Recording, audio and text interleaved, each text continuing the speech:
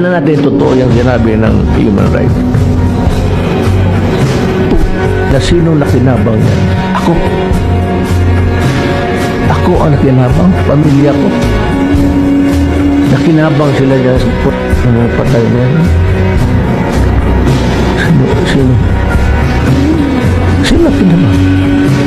Kayo, ang anak ninyo, ang bayan natin, ang nakinabang. Sino nalagay sa alanganin? Ako, pamilya ko, yung buhay nila, gagantay ang mga yawa na yan. Hindi naman ako milyonaryo na may isa akong squad yan sa likod ng bantay. Ako ba ang problema ngayon? Ako ang nakinabang kayo mga Pilipino.